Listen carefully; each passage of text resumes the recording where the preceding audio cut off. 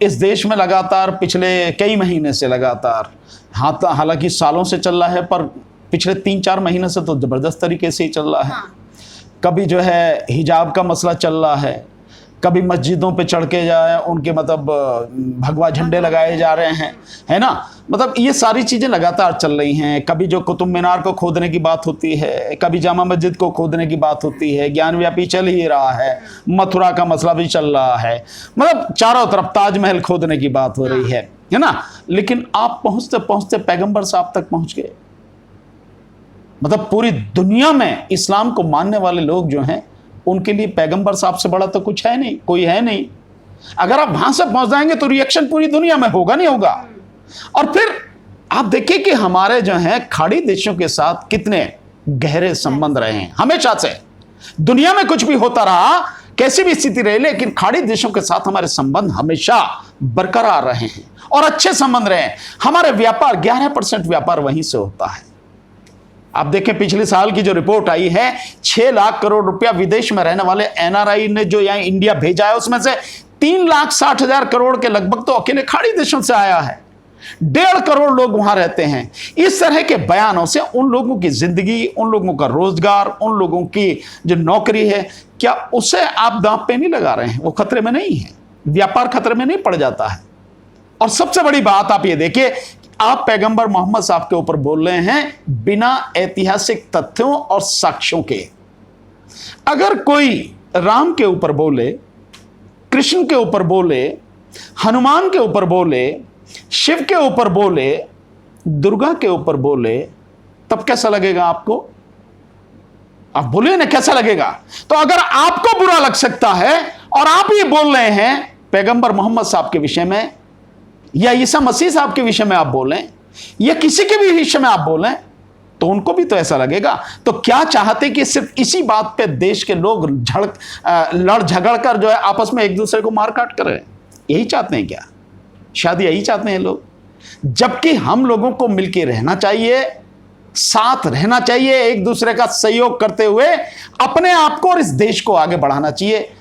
पता नहीं, इस तरह की सोच नहीं है, बस केवल विनाशक सोच है। नुपुर शर्मा का नाम अब लगातार सुर्खियों में बनता नजर आ रहा है। लगातार देश में जो माहौल है वो बिगड़ता देखने को मिल रहा है।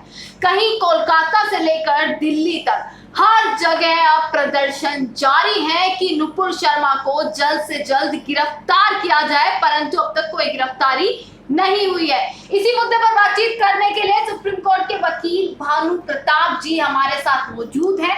काफी सुना होगा आपने इनको, इसी मुद्दे पर आपसे बातचीत करते हैं।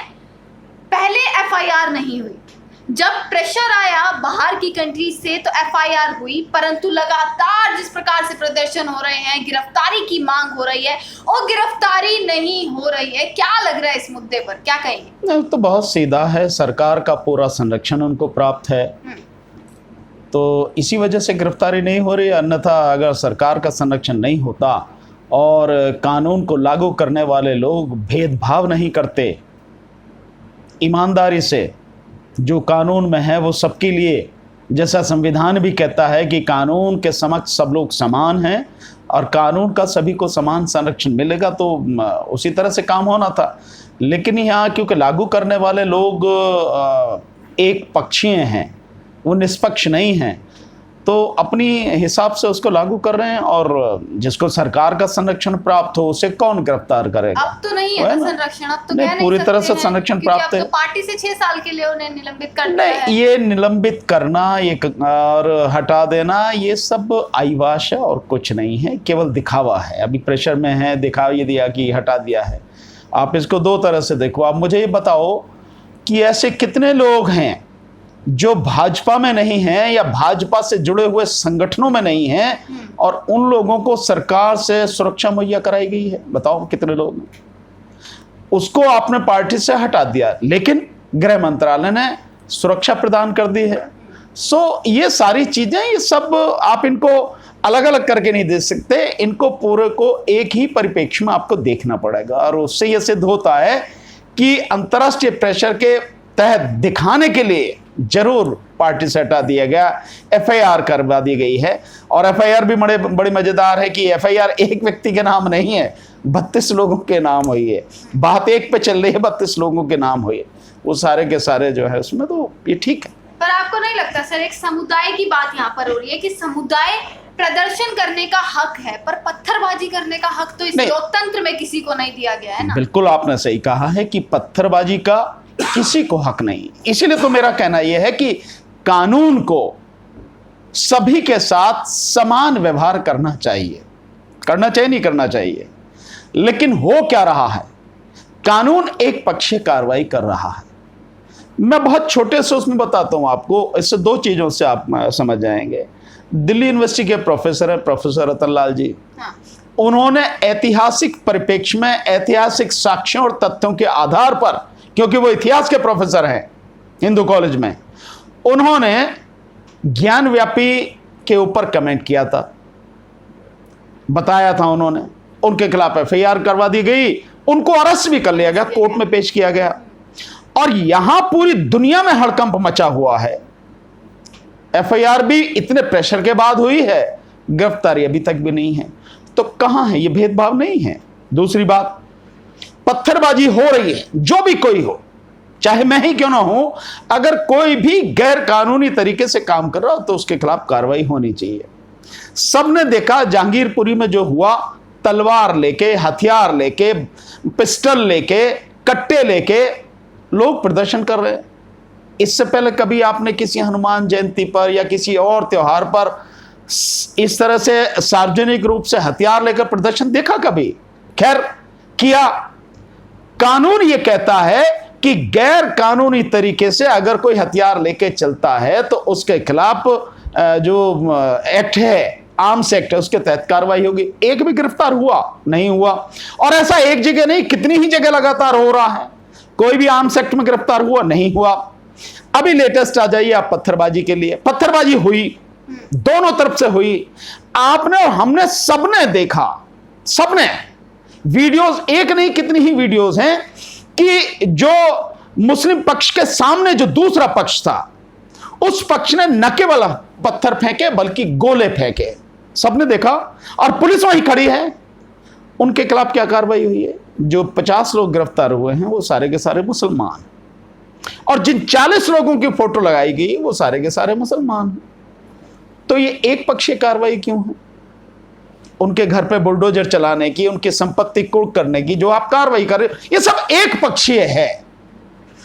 जो भी दोषी हैं किसी भी तरफ के, जब कानून के सामने सब लोग समान हैं, कानून का सबको समान संरक्षण मिलता है, कानून सबके लिए एक जैसा है, तो कार्रवाई भी तो एक ही जैसी होनी चाहिए, लेकिन नहीं हो रही। आप इसे क्या कहेंगे? यह है असली दिक्कत। पर एक जो पूरा तबका है उसका कहना यह है कि नुपुर शर्मा दो चीजों में अब प्रदर्शन बट गया है। एक प्रदर्शन हो रहा है खिलाफ कि नुपुर शर्मा ने गलत कहा, वहीं देश में एक तरफ प्रदर्शन हो रहा है फेवर में कि नुपुर शर्मा ने वही चीज कही जो किताबों में लिखी है। ये ऐतिहासिक रूप से गलत है। जो ये कहा जा रहा है कि नुपुर ने वही बात कही है कि जो किताबों में लिखी है। आप इतिहास को, अगर आपको पता ही नहीं है इतिहास और ऐतिहासिक समझ ही नहीं है आपकी, तब आप क्या कहोगे? जो भी मन में आए कहते रहिए आप। वो जो आजकल की व्हाट्सएप यूनिवर्सिटी चल रही है ना, सब उसके पढ़े लिखे लोग हैं। अफसोस इस बात का है कि नुपुर एक एडवोकेट भी है, जो जहां तक मुझे सुनने में आया है कि वो एडवोकेट भी है। एक एडवोकेट इस तरह की गैर जिम्मेदाराना बात करे, ये बहुत दुखद बात है। सो कम से कम इतिहास की जानकारी ले लेनी चाहिए। नहीं है जानकारी, और मैं आपको जो बता रहा हूं, जो उन्होंने कहा है वो पूरी तरह से गलत कहा है। वो ऐतिहासिक सत्य नहीं है, ऐतिहासिक साक्ष्य उसका कोई नहीं है। जब आप जाएंगे, पढ़ेंगे, तब आपको पता लगेगी कि सच क्या है। तो मुद्दा तो देश में यही है ना कि क्या नुपुर शर्मा की गिरफ्तारी होगी? सारे जो सवाल है वो यहीं आकर खड़े हो जाते हैं। क्या होगी नुपुर शर्मा? मैं नहीं जानता कि होगी नहीं होगी, लेकिन मैं इतना से प्रदर्शन चल रहे हैं।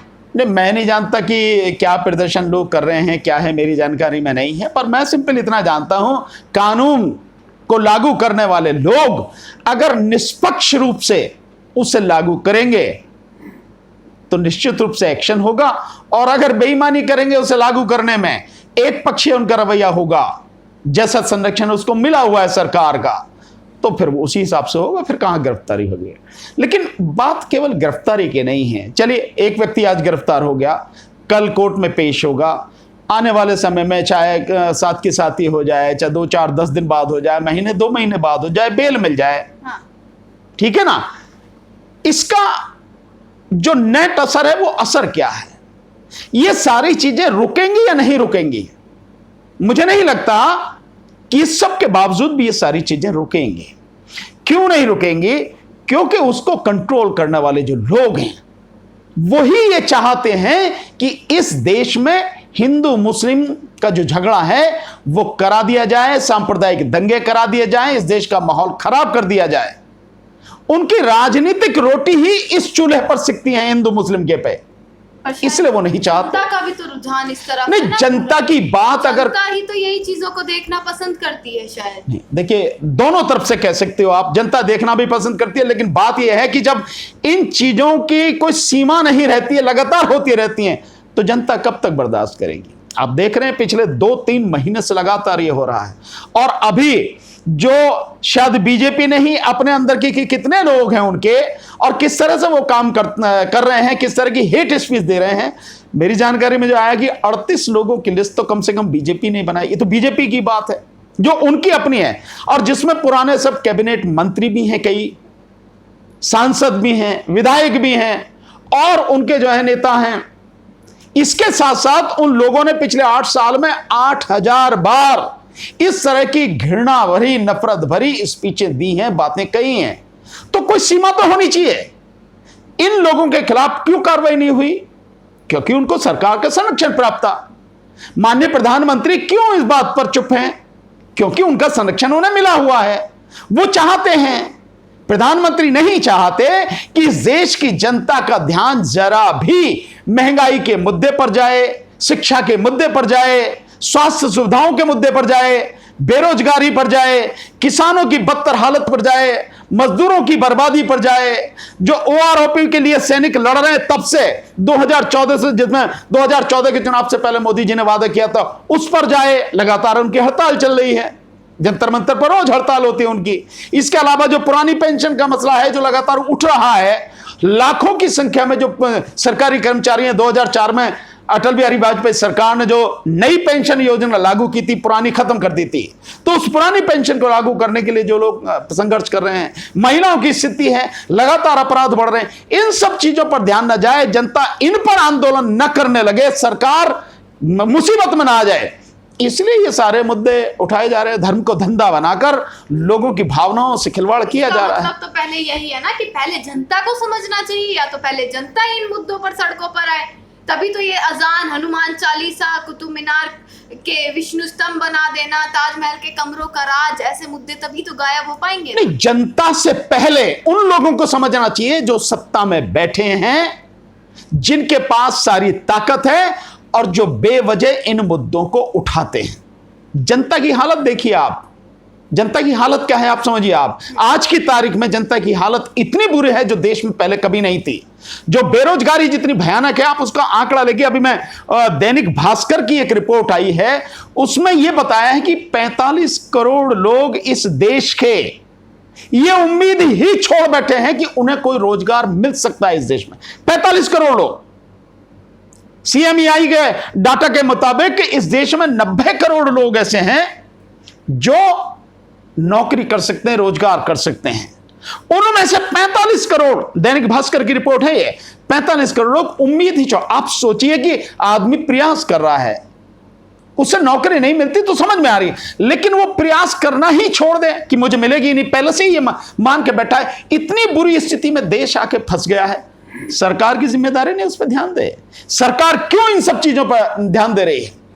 बार बार ये कहते हैं कि प्रधानमंत्री इसके लिए दोषी नहीं है, तो प्रधानमंत्री इन लोगों पर कड़ी कार्रवाई क्यों नहीं करते? आज से नहीं, कब से नहीं करते? एक एक चीज, मतलब कितनी चीजें हैं जिनको बताया जाए। सरकार, शासन, प्रशासन, पुलिस प्रशासन किस तरह से बेगुनाह लोगों पर कार्रवाई करता है, ऐसे गुनहगार लोगों पर काम नहीं करता। बेगुनाह में भी एक समुदाय तो शामिल नहीं है ना। कौन समुदाय शामिल? लोग शामिल है केवल। नहीं, मैं भी वही मैं कह रहा हूं कि जहां भी हो रही है वो सारे के सारे जो मुस्लिम समाज के लोग हैं उन्हीं पर कार्रवाई हो रही है, बाकी और किसी पे नहीं हो रही। हिंदुओं पर या कार्रवाई नहीं हो रही। कहां हो रही मुझे बताओ ना आप। अगर मस्जिद तोड़े जा रहे हैं तो सब मंदिरों पर भी तो बुलडोजर चला है। कहां पे चला है? सरोजनी नगर में जो है मंदिर पर भी नोटिस ये सारी की सारी चीजें केवल लोगों को मूर्ख बनाने वाली बातें हैं, जो ये सारी चीजें आप कह रहे हो, समझे ना जी। और मंदिर तोड़ना कोई ऐसी उनके लिए नहीं है। आप मुझे बताइए कि जो आपका काशी विश्वनाथ कॉरिडोर बना है, आप तो पत्रकार हैं जी, उसमें कितने मंदिर टूटे हैं आप बताओ, कितने मंदिर तोड़े गए हैं? वहां के जो लोग हैं, उस एरिया के लोग जिनका वो क्षेत्र उस काशी विश्वनाथ कॉरिडोर में आया है, उनसे आप जाके पूछो, बताओ। तो यानी कि सरकार जो आए, मन में जो आए वो करे, कोई फर्क नहीं पड़ता। मोदी जी जो चाहे जहां चाहे बुलडोजर चलवा दे, कोई फर्क नहीं पड़ता। योगी जी जहां चाहे बुलडोजर चलवा दे, कोई फर्क नहीं पड़ता। ये चीजें जो है जो देश में हो रही हैं, इनको देखने की जरूरत है। तो आप कह रहे हैं कि जो उभरती हैं ये चीजें वो केवल एक समुदाय से जुड़ी हुई बिल्कुल, होती हैं। इसमें कोई शक नहीं। मीडिया दर्शाता है वो एक समुदाय से जुड़ी चीजें मीडिया जो है वो तो गुलाम मीडिया है जिसकी आप बात कर रहे हैं। हाँ। आप देखिए उस मीडिया पे 24 घंटे चलता क्या है, केवल और हिंदू मुस्लिम, केवल हिंदू मुस्लिम। और उसमें भी मुस्लिम समाज के प्रति लगातार 24 घंटे घृणा फैलाई जाती है। और क्या होता है बताओ आप, आपने तो देखा होगा, रिकॉर्ड करके आप बताओ। आप हाँ। आप भी मीडिया के साथी हो, क्या वो ये सच दिखाते हैं जो आप लोग दिखाते हैं सोशल मीडिया के साथी? नहीं दिखाते आप वो लोग। चाहे कोई भी न्यूज चैनल आप ले लीजिए, हर किसी पे यही है कि जो मुस्लिम समाज है उसको टारगेट पे ले। वो किराए के उन्हीं के वो हैं मुल्ले जो उन्होंने पकड़ रखे हैं, जो मुस्लिम समाज को बदनाम करते हैं। ठीक उधर से मतलब कुछ पंडे पकड़ रखे हैं, कुछ वो मौलाना पकड़ रखे हैं, दोनों को भिड़ा कर रात दिन यही सब कुछ चल रहा है। और क्या हो रहा है? आखिरी सवाल मेरा, आपको नहीं लग रहा जिस प्रकार से बाहर से ये प्रेशर आ रहा है कि माफी मांगे हिंदुस्तान, भारत को माफी मांगे, एक छवि जो है वो धूमिल हो रही है? नहीं, निश्चित रूप से हमारे देश की छवि को बहुत धक्का लगा है, आघात लगा है। जहां तक माफी मांगने की बात है, माफी भारत को क्यों मांगेगा? भारत को माफी मांगने की कोई जरूरत नहीं है, समझे ना जी। भारत ने ऐसे कोई काम नहीं किया। हाँ, जिन लोगों ने किया है उनके खिलाफ कानूनी कार्रवाई होनी चाहिए, सरकार को करनी चाहिए, कड़ी कार्रवाई करनी चाहिए, जिससे पूरी दुनिया को एक मैसेज जाए और इस तरह के लोगों को मैसेज जाए। पर मैं फिर भी कह रहा हूं कि ऐसे लोगों के खिलाफ कोई कड़ी कार्रवाई होगी नहीं, कानूनी कार्रवाई होगी नहीं, क्योंकि ये सरकार के ही तो पाले हुए लोग हैं। भाई, सरकार की जो नीति है, ये सरकार की जो राजनीति है, ये उस राजनीति के टूल हैं, पिलर हैं, जिन पर उनकी राजनीति चल रही है। जनता कितनी भी भिड़ जाए, कितनी भी जनता मारी जाए, कुछ नहीं होना है, न्याय नहीं मिलेगा। नहीं, न्याय इस देश में कभी किसी को नहीं मिलता है। किसकी बात कर रहे हो? न्याय किसी को नहीं मिलता यहां पर केवल फैसले होते हैं, केवल फैसले, या तो इस पक्ष में या इस पक्ष में। न्याय नहीं होता। जिन लोगों को गलतफहमी है कि इस देश में न्याय मिलता है, उन्हें अपनी गलतफहमी दूर कर लेनी चाहिए। इस देश में कहीं किसी को न्याय नहीं मिलता। जब बेईमान लोग बैठे हों सरकार में, न्याय किसको मिलेगा भाई? किसी को न्याय नहीं मिलता है, समझे ना। फैसला आपके हक में आ जाए तो आप समझते हैं हाँ भाई, अदालत ने हमारी बात मान ली। और वैसे भी आप देखें कि 4 करोड़ से ज्यादा मुकदमे पेंडिंग हैं इस देश में। सो कितने दिन में वो डिसाइड होंगे, आप इसको आप देखिए। अभी एक मैं कल देख रहा था, आप उसी से देखिए। आप एक मिस्टर नारंग हैं, डॉक्टर नारंग, डेंटिस्ट, जिनकी 6 साल पहले एक छोटे से विवाद में हत्या कर दी गई थी कि वो अपने बेटे के साथ में क्रिकेट खेलने के लिए वहाँ जा रहे थे, तो उसी में कहीं कुछ झगड़ा हुआ, उन लोगों ने धमकी दी और उसके बाद में आके सारे के सारे इकट्ठे होकर उनको मार दिया, डॉक्टर को। 6 साल से आज तक मुकदमा वहीं की वहीं पे खड़ा है। कल देखिए, बड़ी ज़बरदस्त रिपोर्ट है उसमें एनडीटीवी इंडिया में। सो किसकी बात कर रहे हो? न्याय है किसी को नहीं मिलता है। न्यायिक चरित्र ही बहुत कुछ खत्म हो चुका है। जो लोग बैठे हैं, जिनके हाथ में अधिकार है, जिनकी जिम्मेदारी है, अगर उनकी सोच ही निष्पक्ष नहीं होगी तो कहां किसको न्याय मिलेगा?